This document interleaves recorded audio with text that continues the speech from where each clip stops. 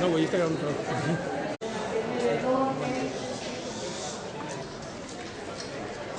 Para que podamos escuchar a nuestros expositores de la sesión de día de hoy, por favor, los jóvenes que están llegando.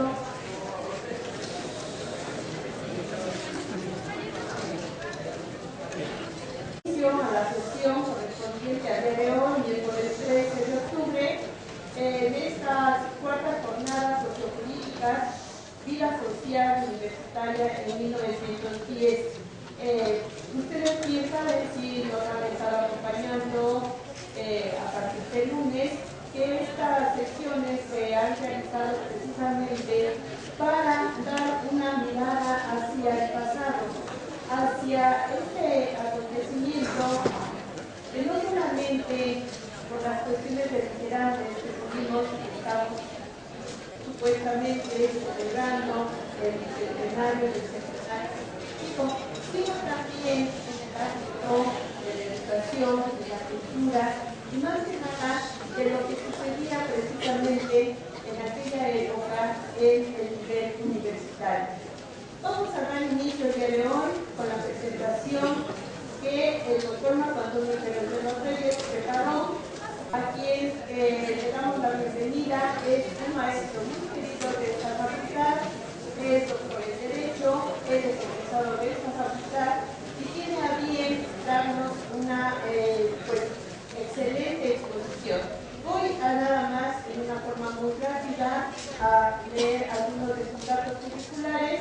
El maestro es licenciado, primeramente, después hizo su maestría y posteriormente su doctorado en Derecho, obteniendo mención honorífica y la medalla Carino Barrera por la Facultad de Derecho de la Universidad Nacional Autónoma de México. Desde 1974 es catedrático de la UNAM, también de la Universidad La Salle, la Universidad Iberoamericana y el Instituto Tecnológico Autónomo de México, la Universidad Autónoma de Yucatán y la Universidad del Valle de Tlaxcala. Es maestro emérito de la Universidad Autónoma de Nayarit. Es muy querido en todas esas instituciones porque verdaderamente él tiene una labor docente espléndida y además es muy querido por las autoridades y por los alumnos. Siempre en sus cátedras, yo lo reconozco, es una gente que se entrega verdaderamente, que le pone mucha pasión a sus conocimientos y que no tiene ningún egoísmo en darnos a conocer a otros profesores y sobre todo a los alumnos. Dentro de su actividad actual es investigador del Centro de Capacitación Judicial Electoral, es maestro de carrera de Ejecutivo por Oposición y de medio tiempo en esta Facultad de Derecho de la UNAM. Como algunas de las referencias dentro de su experiencia laboral, vamos a mencionar que ha sido coordinador académico de la División de Universidad Abierta, secretario de Asuntos Escolares, jefe de publicaciones y subdirector de la revista de la Facultad de Derecho, secretario de Asuntos Escolares, jefe de publicaciones y subdirector de la revista de la Facultad de Derecho y coordinador y asesor y abogado, y también ha sido coordinador y asesor del abogado general.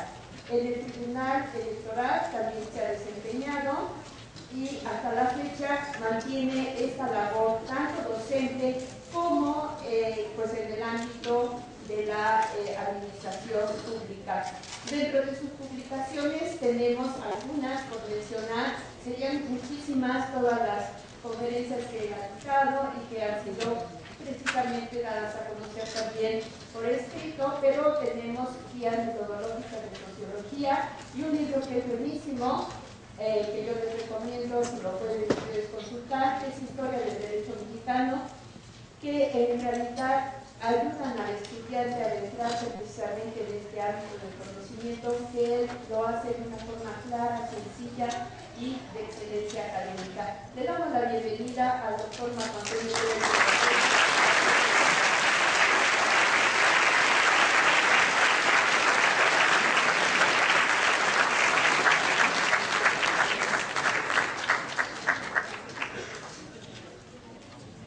Muchísimas gracias, le agradezco mucho a la maestra Margarita su presentación tan elogiosa Pero bueno, lo único que cabe es pensar que conforme van pasando los años acumulando cosas, ¿verdad? Entonces, yo algún día tuve el privilegio de estar sentado con los que están ahora, en calidad de alumnos, en calidad de eventos, clases, etcétera, en este mismo recinto, y a salón lleno, incluso si tocaba escalerita ya ganabas, porque había escaleritas que se encontraban, los que eran muy numerosos, impartía clases el maestro don Fernando Castellanos Geno, fallecido ministro de la Suprema Corte, autor de un libro, El Ministro Nacional, y un verdadero caballero del buen decir. No solamente su clase era profunda e interesante, sino también era de una discusión extraordinaria.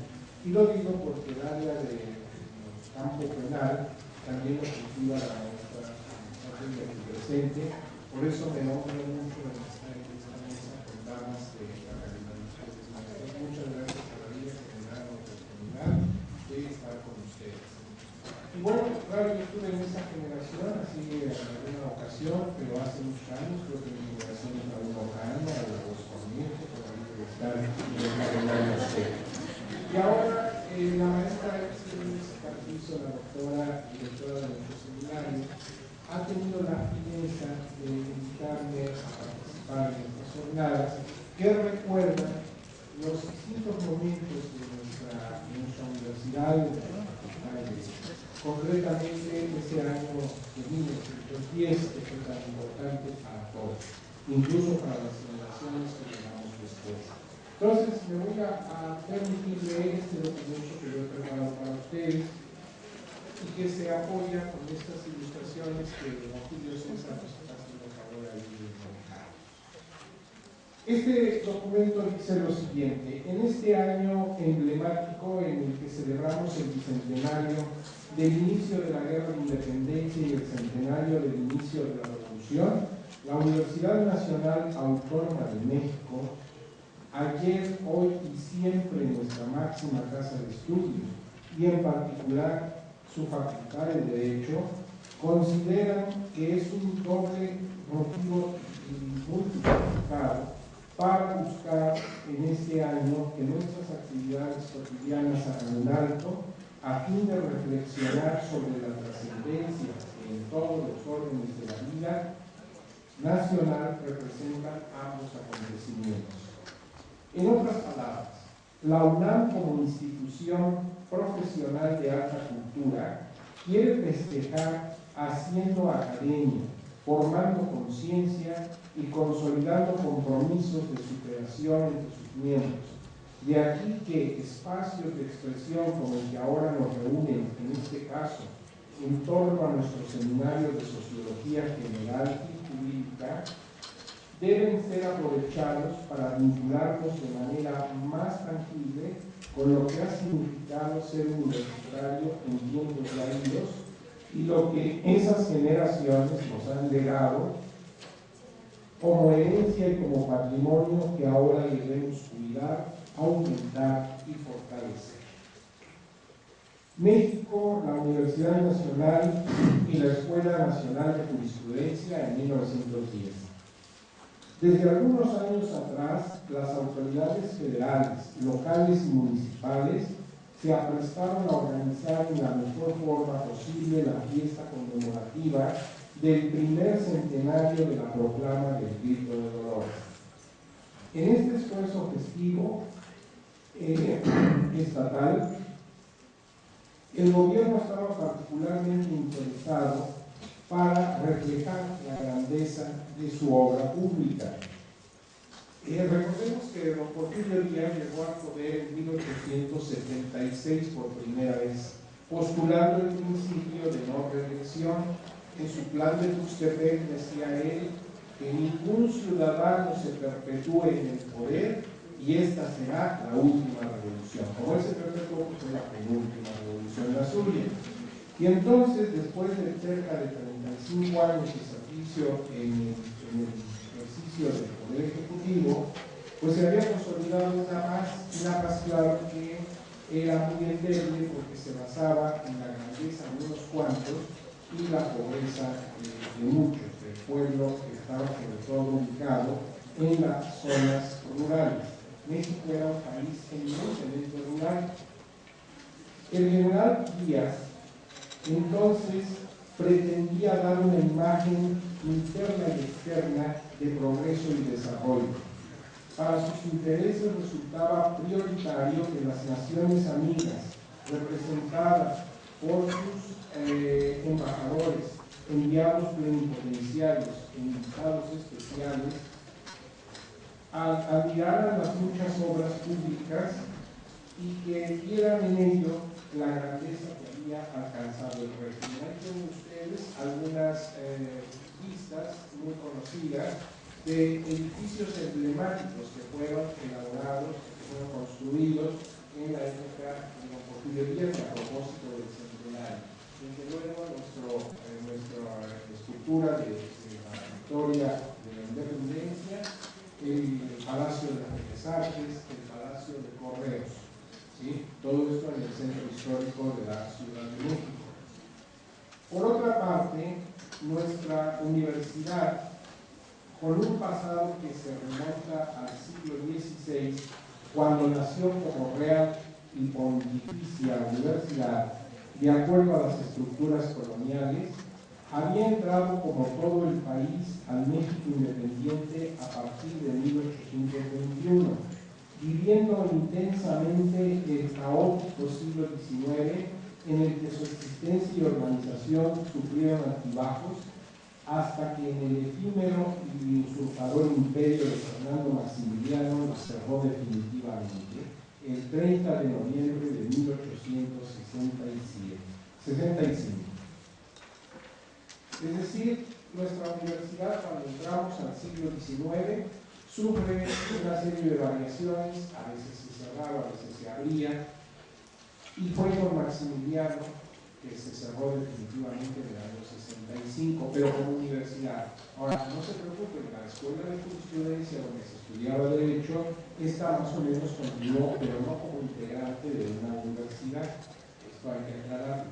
Siempre hubo una escuela de Derecho, Escuela Nacional de Jurisprudencia, pero no integrada con otras escuelas a nivel de una universidad.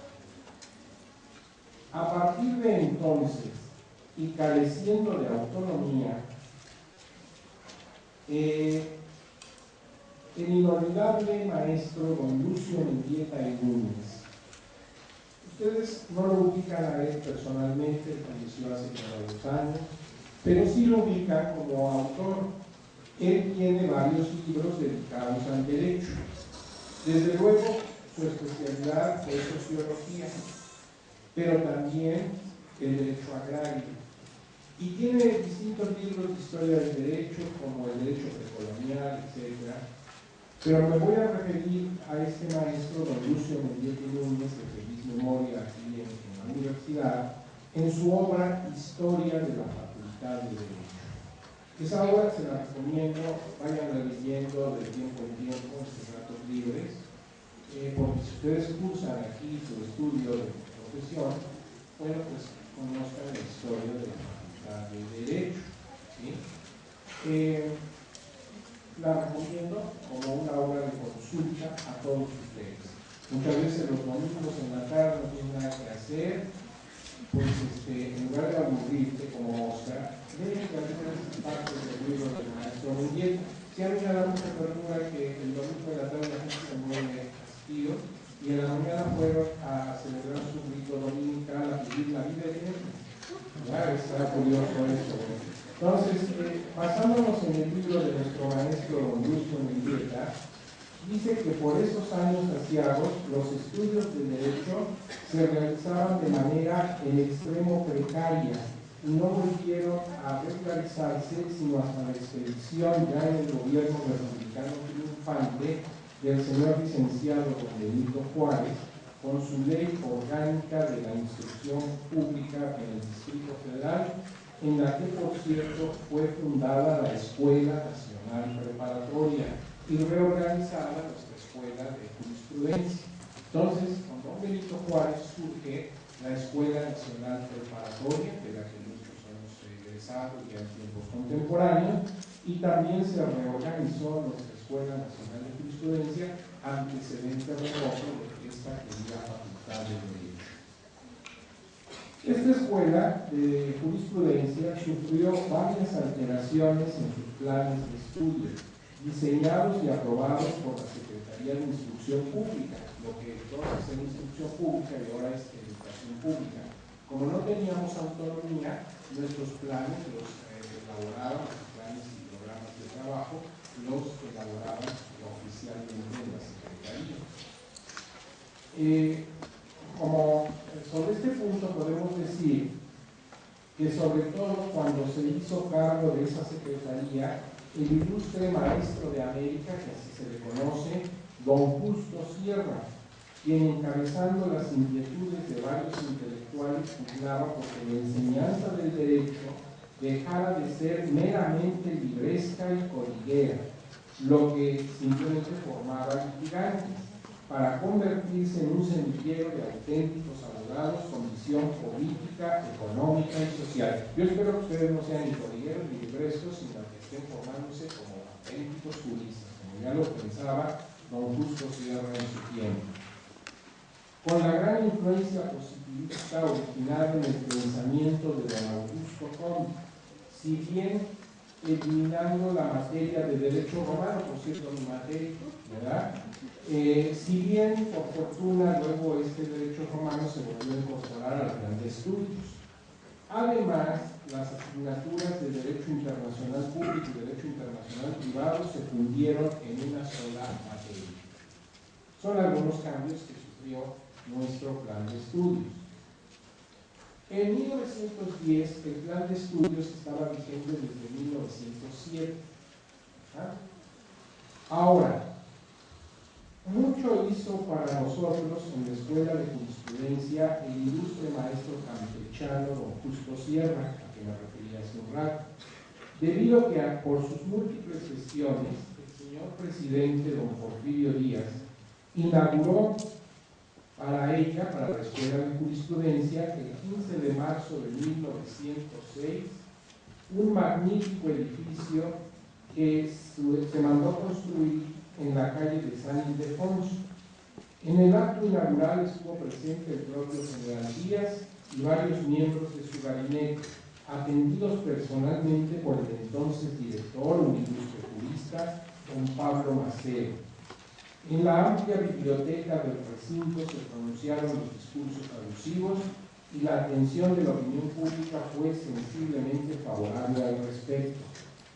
El famoso edificio, ustedes están viendo ahí, que todavía lo pueden visitar en el centro histórico, el famoso edificio de San Ildefonso se encontraba próximo a un cuartel de infantería, cuyos integrantes tenían como mascota a un oso, ya casi ciego y sin garras, que en varias ocasiones prestaban a los estudiantes para armar todo tipo de bromas, con regocijo de los alumnos, susto de los transeúntes y disgusto de los profesores y de las autoridades del plantel. Por eso hemos puesto ese oso, ¿verdad? Es insólito también de la presentación. Hay un maestro muy querido que lo recordamos con mucho cariño, ya fallecido, y ustedes lo dedican por sus libros, don Raúl Cervantes Ahumada, el maestro Raúl Cervantes Ahumada. Él platicaba que él desde luego no vivió como estudiante en 1910, cuando él cursó ya habían pasado algunos años, él estudió por los 20, 30, pero todavía el oso era motivo de bromas para entonces, ya viejísimo el oso. Y lo subían al salón de clase, lo sentaban en una vaca, el oso, y había un maestro ya muy viejecito no veía muy bien, cuando preguntaba en la clase, le decía, a ver, el compañero del amigo café, a ver, el oso no contestaba, se enojaba mucho, ¿verdad? Decía, el hombre diga algo, ya no sea grosero. Y claro, me dio risa hasta que el maestro descubrió que lo estábamos haciendo. Muy bien. Ahora pasamos a otra cosa, en estas condiciones, llegó a la universidad y a su escuela de jurisprudencia el simbólico año de 1910. El país entonces contaba con una población de 15.160.377 habitantes y en el Distrito Federal se ubicaban 720.753 personas. Yo creo que todos se conocían, imagínate, ¿verdad? Y un país con 15 millones de habitantes.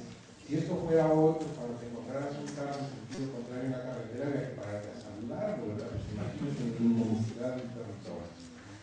Y se registraban en todo el territorio nacional 3.953 abogados. Eran pocos.